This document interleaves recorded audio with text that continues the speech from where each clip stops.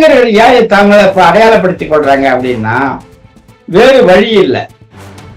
நீங்க பிறமொழியாளர் இங்க பேசும் பொழுது கன்னடர் இருக்காங்க, மலையாளி இருக்காங்க, மராத்தியர் இருக்காங்க, எல்லாரும் இந்த மண்ணில் வாழறாங்க.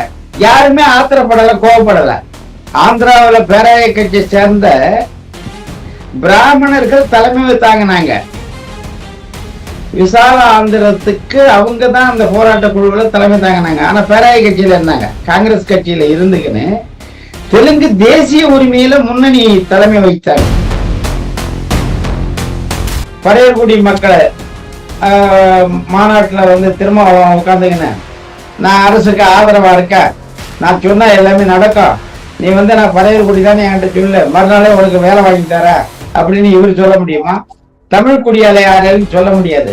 அப்ப தெலுங்கர்கள் இந்த மண்ணில் துணிஞ்சி வெளியில தங்களை வெளிப்படுத்தியது காரணம்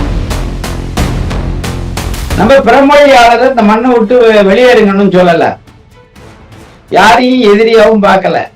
ஏன்னா எல்லாரும் கிட்டத்தட்ட 500 ஆண்டு 600 ஆண்டு இந்த மண்ணில் வாழ்ந்துட்டாங்க, சொந்தக்காரன் ஆயிட்டா. இன்னும் கொடுத்தா பொண்ணு எடுத்துக்கிற அளவுக்கு தமிழ் குடியோட பிறமொழி இன குடிகள் ஓரளவுக்கு கலப்பு ஏற்பட்டு போச்சு.